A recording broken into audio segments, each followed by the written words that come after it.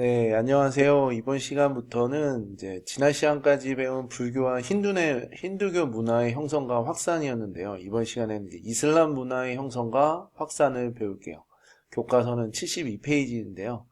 그래도 지난 시간 배운 걸 다시 한번 확인해 보겠습니다. 지난 시간에 이제 불교가 확산될 때 마우리아 왕조와 쿠시안 왕조를 거치죠. 그래서 마우리아 왕조는 아소카 왕 때 전성기였고, 쿠시안 왕조는 카니 슈카 왕 때 전성기였다. 그리고 이 마우리 왕조 때는 불교 초기에 석가모니가 했던 방식 그대로 참선을 통해 개인의 해탈을 강조하는 상자부 불교가 발전을 했고요. 반면에 이제 쿠시안 왕조 때는 이 석가모니를 신격화한다 그랬죠. 그러면서 석가모니가 많은 사람들을 구원해준다는 중생구제를 강조하는 대승불교가 발달을 했고, 이때 석가모니를 상자문불교 때는 그냥 상징적인 보리수나무나 발자국을 표현했다면, 이 쿠시안 왕조의 대승불교는 석가모니 자체를 그대로 조각을 했고, 그 조각할 때는 그리스의 신상, 즉 여기 알렉산드로스가 왔다 갔기 때문에 그 그리스 문화, 헬레니즘 문화의 영향을 받아서 그리스의 조각상을 바탕으로 해서 불상을 만드는 바로 간다라 미술 또는 간다라 양식이 발달했다, 이렇게 보시면 될 것 같습니다. 네, 그리고 구타 왕조 때는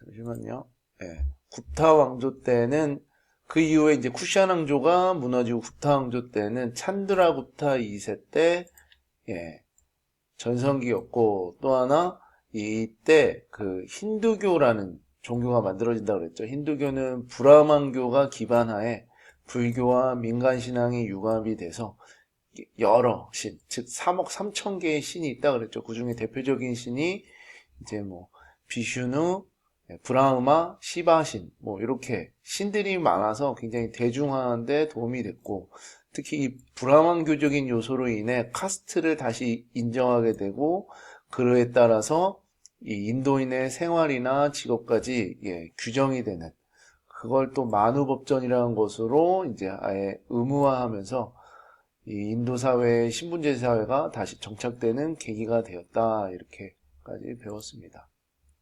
이번 시간부터는 아까도 얘기했듯이 세계 종교의 확산과 지역 문화 형성, 그 중에서도 이슬람 문화의 형성과 확산, 이것을 배우겠습니다.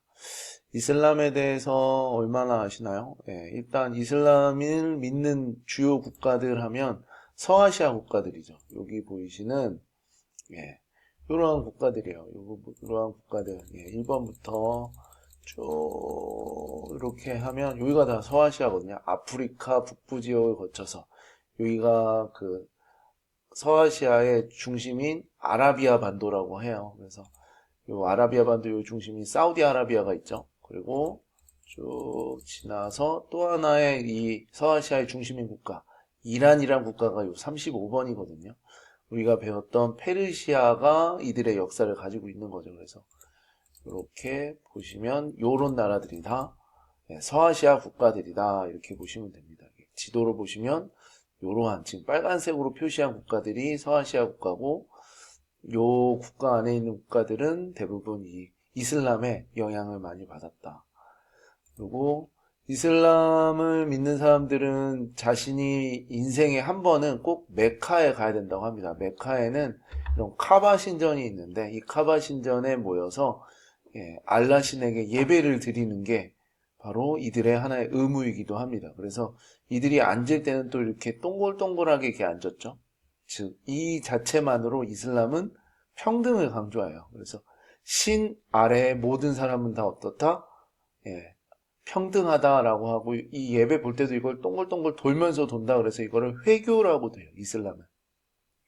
돌면서 카바 신전에 있는 여기 검은 돌을 만지면서 이게 그 천사 가브리엘이 이 하나의 신의 계시로 검은색 돌을 보냈고, 이 돌이 어떻게 보면 신으로부터 가장 가까이 갈 수 있는 모습, 것이라 그래서 이쪽에 이렇게 손을 대려고 한다고 합니다.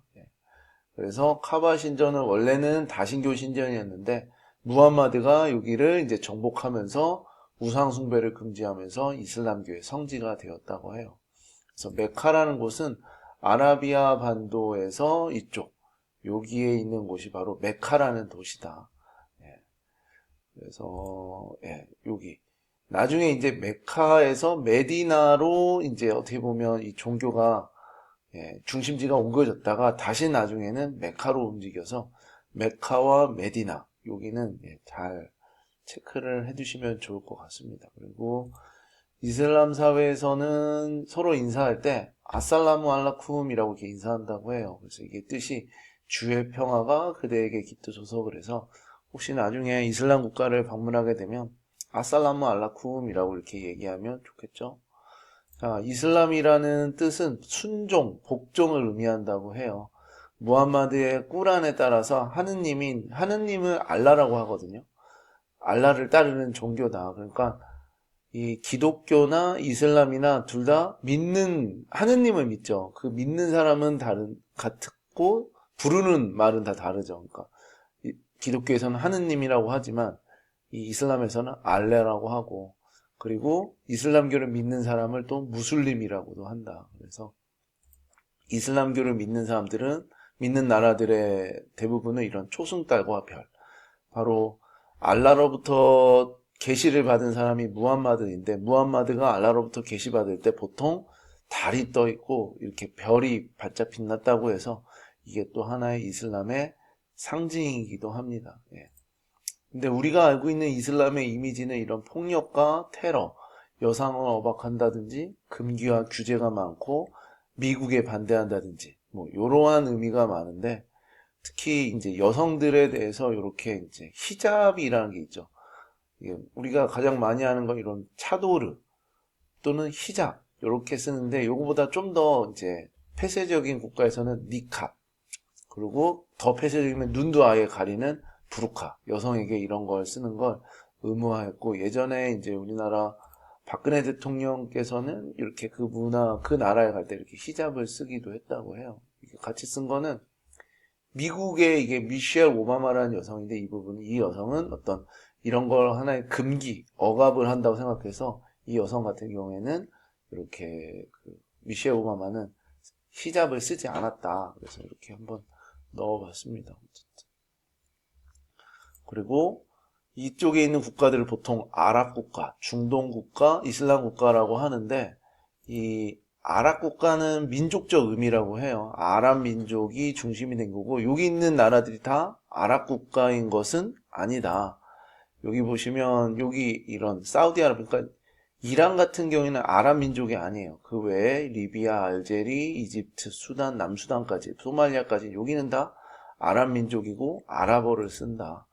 그리고 중동이라는 의미는 지역적 개념이에요. 유럽을 기준으로 유럽과 가까우면 근동, 그리고 유럽과 멀면 극동, 그리고 그 중간을 중동이라는 의미로 됐고, 이슬람이라는 거는 종교적인 거죠. 이슬람교를 믿는 국가. 그래서 이 전 세계에 2017년 기준 15억 인구, 그러니까 단일 종교로는 굉장히 최대 규모라고도 해요. 오히려 기독교보다 더 많이 믿는다고 하거든요.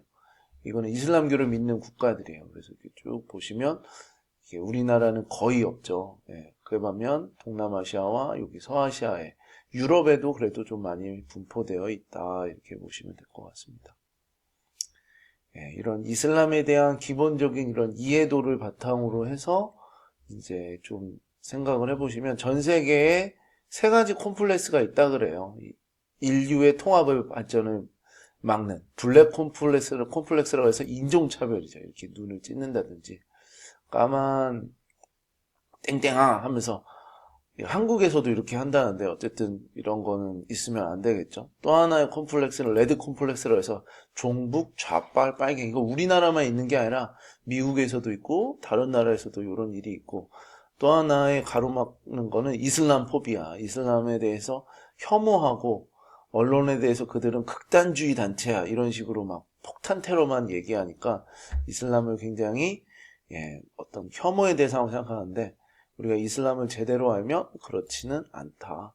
전 세계 인구 18억 명이 믿고 국교로 한 나라만 57개국이고 단일 종교로는 세계에서 가장 많이 믿는 인구다, 종교다 이렇게 보시면 좋을 것 같습니다. 어쨌든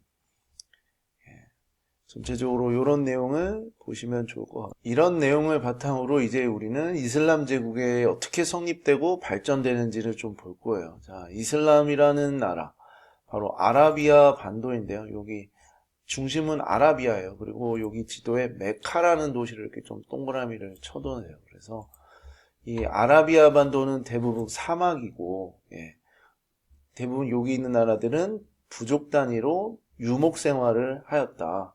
근데 이제 기원 후 6세기경에 이곳에 보면 사사랑조 페르시아와 그리고 비잔틴 제국이 자리를 잡아요. 사사랑조 페르시아는 아케메네스 왕조 페르시아를 부흥을 한다면서 등장했고, 비잔틴 제국은 동로마 제국이 발전해서 이제 성장한 나라인데, 이 두 나라가 굉장히 심각하게 대립을 하고 있어요. 심각한 대립에 심해졌고, 결국 이러한 상황에서 여기 교역로, 바로 비단길이죠. 이 비단길이 가로막히게 됩니다. 그러한 상황에서 이때 당시 많은 상인들은 이 바닷길을 통해서 돌아서 이제 가게 되는 거죠. 그 돌아가면서 이 메카라는 도시가 굉장히, 또는 메디나라는 도시가 번영을 했고, 그러면서 이때 당시 중심 교역 도시로 발전했는데, 발전하게 되면 참 좋겠지만 빈부격차가 생겨요. 그러면서 빈번한 사회 갈등이 고조되고 있었다. 일단 여기까지 보시면 될 것 같습니다. 그런 상황에서 다음 장에 가보시면 7세기 무렵에, 기원 후 7세기에요. 상인이었던 무하마드가, 이 사람이 돈을 많이 벌어요. 그런데 돈을 많이 벌고 이제 어느 날 이제 알라의 신으로부터 계시를 받는 거죠. 그래서 알라가 유일신이고 그러면서 그 앞에는, 알라 앞에는 모든 사람이 평등한 존재라고 주장하면서 이슬람교를 창시를 합니다. 그래서 이 과정에서 이제 하층민들이 지지를 받고요.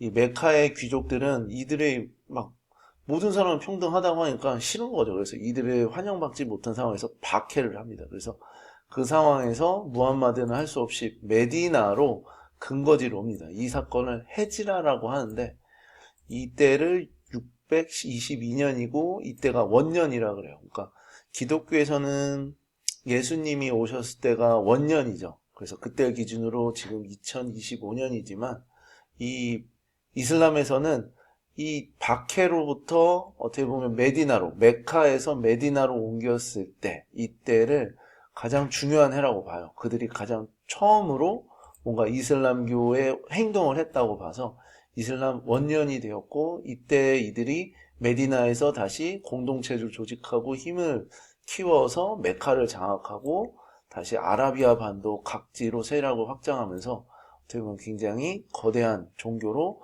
발전하였다, 이렇게 보시면 될 것 같습니다. 그래서 이런 부분을 잘 이해하시면 될 것 같아요.